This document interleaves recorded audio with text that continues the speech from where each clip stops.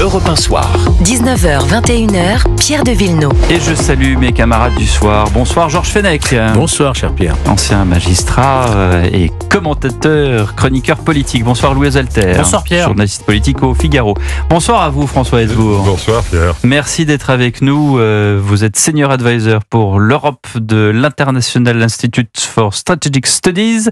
Vous êtes conseiller spécial pour la Fondation pour la recherche stratégique et vous êtes auteur récemment de Un monde sans l'Amérique. C'est chez Odile Jacob et ça a été publié en septembre dernier. Alors justement, restons aux États-Unis avec ces déclarations de Donald Trump.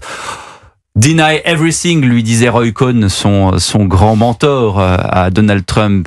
Et là, en l'occurrence, quand il a parlé de cette Riviera, cette côte d'Azur du Moyen-Orient pour l'enclave de Gaza, il a dit tout le monde trouve que c'est une bonne idée tout à l'heure dans le bureau ovale. Qu'est-ce qui lui prend à Donald Trump ? D'abord, il est Donald Trump. Donald Trump est un promoteur immobilier, c'est son métier. Faut pas oublier. Oui. Donc, quand il parle de construire des immeubles, ça fait partie de son univers. Ça, c'est il sait faire.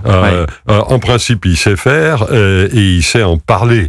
Un bon promoteur immobilier sait vendre ses immeubles aussi. Il ne fait pas que se débrouiller pour qu'il soit bien construit. Même s'il a un allié qui s'appelle Steve Wynkoff, c'est ça qu'il a envoyé au Proche-Orient en tant qu'émissaire. Et certains appellent ça maintenant Mar à Gaza. Mar-a-Lago. Mar à Gaza. Et deuxièmement, et c'est un peu paradoxal parce que aujourd'hui c'est le tir à boulet rouge, tout à fait justifié, j'ajoute tout de suite, contre la sortie de Trump. Elle est folle, elle est plus qu'audacieuse, elle est plus que téméraire. Elle est très différente de ce qu'on appelle les velours, des moquettes feutrées de la diplomatie. Voilà. Je ne sais pas à quoi comparer ça, mais en tout état de cause, c'est assez space, mais il n'en reste pas moins qu'il oblige tout le monde maintenant à regarder aussi la réalité de la situation. Sa solution n'est pas la bonne. Déménager 1,8 million de Palestiniens dans deux pays, l'Égypte et la Jordanie, qui n'en veulent à aucun prix. La Jordanie, il y a déjà 50% de réfugiés palestiniens dans la population. Vous en rajoutez... Ils s'en plaignent, je crois, les Jordaniens. Le pouvoir jordanien, royal, et c'est très compliqué, puisqu'avec la moitié de la population qui est d'origine palestinienne, ça ne se passe pas tout seul. Vous en rajoutez quelques centaines de milliers, tout l'équilibre politique du pays est mis en cause. Et quant aux Égyptiens, ils n'ont jamais eu de tendresse particulière pour les Palestiniens. Donc la réponse n'est pas absolument évidente, mais en attendant, Trump a le mérite, au moins il arrive avec un plan. Jusqu'à présent, personne n'est arrivé avec un plan. Qu'est-ce qu'on va faire avec 1,8 million de Gazaouis dont les habitations ont été... On dit que c'est temporaire maintenant, on dit que ils vont pouvoir revenir après. D'accord, mais il y en a 1,8 million qu'il va falloir nourrir, qu'il va falloir loger dans une zone... En tout cas, ça ne sera pas l'argent public américain, puisque la Maison-Blanche a démenti tout à l'heure les rumeurs de financement. Les deux tiers des immeubles à Gaza ont été détruits, les 2 tiers. Et donc, il y a un problème immédiat. Qu'est-ce qu'on fait de cette population ? Et là, pour l'instant, on entend, il n'y a pas d'autre réponse que celle de Trump. Georges Fenech, votre avis sur cette question ? Mais moi, une fois... Et sur l'attitude de Trump. Une fois l'effet de surprise passé en disant, mais c'est encore du Trump, quoi, tout craché, mais là, il va très loin quand même. Après, quand on y réfléchit bien, on se dit d'abord, effectivement, c'est la seule proposition qui existe aujourd'hui. Que si on remonte un peu dans notre histoire, il n'y a pas si longtemps, souvenez-vous du plan Marshall. Les Américains viennent reconstruire l'Europe complètement détruite, notamment l'Allemagne. Et aujourd'hui, on a un président des États-Unis qui dit « je vais mettre la main à la poche et je vais reconstruire Gaza ».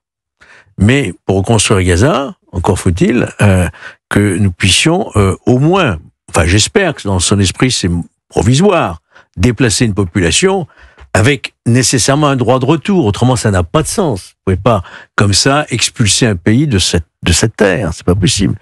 Mais comme il n'y a pas d'interlocuteur, comme il n'y a pas de parti en dehors du Hamas qui ne peut absolument pas rentrer dans une négociation avec Israël, et avec personne d'ailleurs, qu'est-ce qu'il y a d'autre ? il y a maintenant cette proposition américaine. Et je ne doute pas qu'il doit avoir quand même tous ces émissaires qui doivent être en train de travailler en Jordanie, en Égypte, pour faire entendre la voix de Trump sur cette question-là. Mais attendons, je veux dire, ne le brûlons pas comme ça. C'est trop facile. Il y a une proposition. Je pense qu'il a dû réfléchir, d'après ce qu'il dit. Ça n'est pas du tout sorti comme ça. C'est d'ailleurs une vieille idée qui remonte à quelques années, déjà avant même son élection. Donc je pense qu'il faut le prendre au sérieux, y réfléchir, ne pas lui donner de blanc-seing, mais est-ce qu'on a les moyens de s'opposer au Trump aujourd'hui ? En fait, l'idée est bonne, elle est juste amenée de façon un peu étonnante, quoi. C'est ça. En gros, c'est ce que je dis, oui. Oui, et étonnant, le correspondant du Figaro à Jérusalem a trouvé un commentaire d'un éditorialiste centriste israélien qui je trouve, je voulais vous le dire parce que je trouve qu'il résume assez bien la façon dont ça a été accueilli. Il écrit: le leader de la plus grande superpuissance du monde est-il un fou fantasmatique ou bien un génie, un prophète et un révolutionnaire qui écrit l'histoire sous nos yeux et construit un nouveau Moyen-Orient? Lui-même, il n'a pas la réponse à la question, c'est-à-dire qu'il ne tranche pas. Et c'est vrai la première réaction est une sidération qui s'est emparée d'abord des principaux concernés, mais en face, qu'est-ce qui s'est manifesté dans les réactions indignées venant de toutes les chancelleries ? C'est l'absence de plan, comme le disait François Hesbourg. C'est-à-dire que typiquement la France qui rappelle sa solution à deux États, c'est effectivement la position traditionnelle de la diplomatie française, mais ça n'est tout simplement pas possible à court et à moyen terme. Il n'y aura pas le pouvoir au Hamas. Deux États qui cohabitent pacifiquement dans cette région à court terme. Trump, lui, arrive avec un plan, mais à vrai dire, c'est une méthode toute trumpienne. Et j'aimerais bien avoir votre avis, M. Hesbourg, sur sa manière de jouer des relations internationales. À chaque fois, là où on n'attend pas, il déplace en fait les termes du débat. Parce que en arrivant avec un plan, en effet, il oblige tout le monde à réfléchir autrement, à penser, à think different, comme disait un slogan. Oui. Et la position traditionnelle de la France, que j'approuve, bien sûr, faudrait un État palestinien et ainsi de suite. Il ne répond pas en admettant que les conditions politiques pour le réaliser soient réunies, ce qui n'est pas le cas. Et en attendant, qu'est-ce qu'on fait avec les 1,8 millions de Gazaouis ? Faut s'en occuper vite. C'est pas un problème. Est-ce que d'où vient l'argent ? Parce que alors d'abord, il ne vient pas des poches de Monsieur Trump. Bien sûr. Alors là, c'est pas. Quand vous disiez, Georges, il met la main à la poche. En fait, il appelle différents promoteurs immobiliers qu'il connaît. On imagine. C'est la poche des Saoudiens, c'est la poche des Émiriens. C'est pas la poche du gouvernement américain. Alors, il y a un problème dans toute cette affaire. Il y en a beaucoup, mais il y en a un en particulier, c'est que les élections de mi-mandat aux États-Unis se déroulent dès novembre 2026. À partir de novembre 2026, la seule question politique qui va se poser aux États-Unis va être qui va être le successeur de Donald Trump. Sachant que lui ne peut pas revenir. Non, il ne peut pas revenir. Sauf coup d'État constitutionnel. Il a une fenêtre de tir de moins de 2 ans. Pour un projet qui, dans le meilleur des cas, on exigerait, soyons modestes, entre 10 et 20 ans. Il faut quand même du temps pour réaliser ce genre d'immense opération. Et ça aussi, ça laisse un tout petit peu rêveur. Je comprends pas pourquoi est-ce que... si, on peut évidemment se demander, ces réfugiés, comment est-ce qu'on... Les Polonais ont accueilli 4 millions de réfugiés ukrainiens. Pour la plupart, d'ailleurs, sont repartis vivre en Ukraine, en tout cas dans la partie qui n'est pas bombardée, donc tout l'ouest de l'Ukraine. Et pendant ce temps, justement, à propos d'Ukraine, M. Trump dit moi je veux bien reconstruire l'Ukraine, mais pour cela, il va falloir me donner des terres rares. Ça, c'est encore envie de dire, c'est peut-être pas le moment de parler de ça, et pourtant, s'il le fait pas, d'autres vont le faire à sa place. Alors là, pour le coup, oui, c'est du Trump à l'état chimiquement pur, oui, c'est l'homme des transactions, des deals, mais j'en ai entendu de plus sots. Celui-là, oui, il y a des terres rares en Ukraine. Une bonne partie de ces minerais se trouve d'ailleurs dans des territoires qui sont actuellement occupés par les Russes. Donc pour que ce Donc plutôt plan, à l'est. et donc tout ça, pour réaliser ce plan, il faudrait que ces territoires soient restitués à l'Ukraine. Donc vu du côté ukrainien, c'est pas forcément idiot. La proposition bassement matérielle de Trump, parce qu'elle est bassement matérielle, celle-là, elle n'est pas folle. Elle n'est pas, elle n'est pas moralement atterrante et elle n'est pas politiquement choquante. Mais qu'est-ce qui a conduit Volodymyr Zelensky, qui a toujours dit je négocierai jamais avec Poutine, à tout d'un coup dire je vais négocier avec Poutine? Ça fait plusieurs mois que Zelensky a compris, et ça se traduit dans ses déclarations, dans ses comportements. Il a compris qu'il fallait jouer avec Trump et non pas contre Trump, dans le désir qu'a Trump de jouer un rôle de médiation du conflit russo-ukrainien.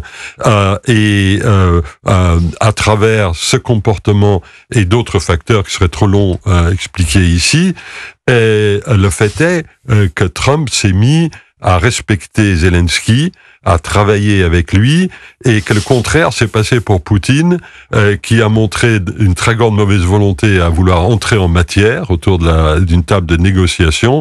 Et le résultat, c'est que Trump menace Poutine en disant si vous nous mettez Ce qu'on n'avait pas prévu. Ce qu'on n'avait pas prévu, si vous ne nous mettez pas à table, les États-Unis vont imposer de nouvelles sanctions contre la Russie. Ce qui est pas le langage que beaucoup d'analystes attendaient de la part d'un Trump qui traditionnellement a été tenté par les affaires en Russie lorsqu'il était promoteur immobilier et admirateur de la manière forte et virile du dirigeant russe. Donc Zelensky la joue intelligemment, de façon constructive. Est-ce que ça marchera? Est-ce qu'il arrivera à préserver les intérêts vitaux de son peuple et de son pays? C'est trop tôt pour le dire, mais l'espoir est permis. Louis Oselter.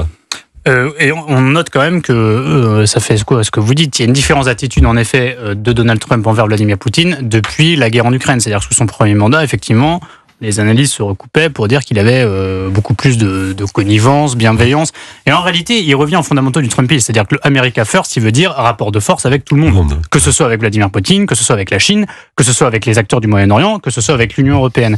L'autre élément à avoir en tête, c'est que le président ukrainien Zelensky, quand il fait cette déclaration hier, il sous-entend qu'il doit y avoir 4 personnes autour de la table. Donc la Russie et l'Ukraine, évidemment. On comprend que les deux autres seraient les États-Unis et l'Union européenne. Pour l'instant, on entend surtout Trump donner de la voix sur ce sujet-là. C'était une de ses promesses de campagne, de régler rapidement ce conflit. Du côté de l'Union européenne, comme d'habitude, j'ai envie de dire, non seulement elle n'était pas présente autour de la table pour le cessez-le-feu au Moyen-Orient, mais même un conflit qui concerne l'Europe, le retour de la guerre en Europe avec l'invasion russe en Ukraine, et l'Union européenne, du fait notamment de divergences entre ses membres, risque de ne pas être présent à la table à la fin. Il faut faire attention parce que l'Union européenne est au moins, pour l'instant en tout cas, unie autour d'une chose, c'est que l'Ukraine a vocation à rentrer dans l'Union européenne. Il y a donc au moins au départ une base d'accord. Donc moi je n'exclus pas du tout qu'effectivement on se retrouve autour de la table à condition qu'il y ait des gouvernements qui fonctionnent normalement dans les pays membres de l'Union, sachant qu'aujourd'hui, ce n'est le cas ni en Allemagne, ni en France. Les deux principaux pays de l'Union européenne sont en affaires courantes. Alors, attendez, est-ce que ce sont vraiment encore les deux principaux pays de l'Union européenne? On a su que Trump dialoguait avec Orban pendant sa non-mandature, pendant que Biden était président des États-Unis, et que là, dernièrement, c'est le grand amour avec Madame Meloni. Oui, alors le grand amour avec Madame Meloni, il est réel, il est important, et j'allais dire tant mieux qu'il y ait...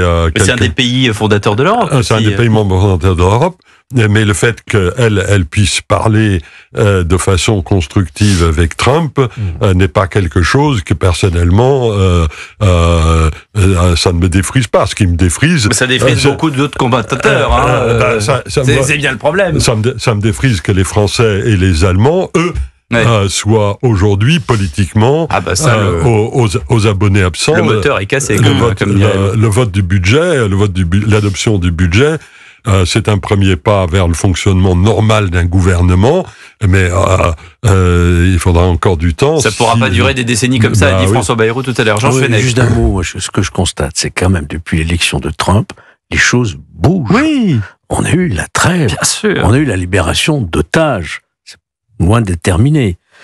Ça bouge en Ukraine.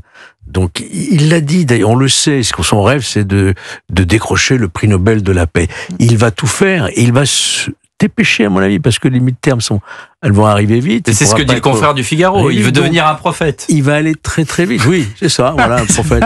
Mais en tout cas, là où on peut se désoler, en tout cas, c'est le constat qu'on peut faire, où est la parole de la France, celle de l'Allemagne, celle de l'Europe? Y a-t-il d'autres paroles sur la scène internationale aujourd'hui que celle de Trump? Il faut peut-être écouter aussi les autres pays des 27 et pas toujours la France et l'Allemagne. Encore faut-il peut-être arrêter d'être chauvin. Oui, mais c'est compliqué. La Pologne a des élections présidentielles au mois de mai. C'est la configuration du côté européen en termes de désordre politique. Ça ne pouvait pas être pire. Bon, je voulais terminer sur une note positive, c'est raté. 20h28. Merci François Hesbourg. Pascal Praud vous attend 2 fois par jour sur Europe 1. D'abord l'heure des pros, 9h, 9h30, codiffusion avec CNews. Et ensuite, vous le savez, 11h, 13h, Pascal Praud et vous appelez 01 80 20 39 21. Europe vous rappelle pour participer à l'émission. Et nous, on se retrouve dans un instant avec Louis Alter et Georges Fenech pour passer en revue l'actualité du jour. À tout de suite sur Europe.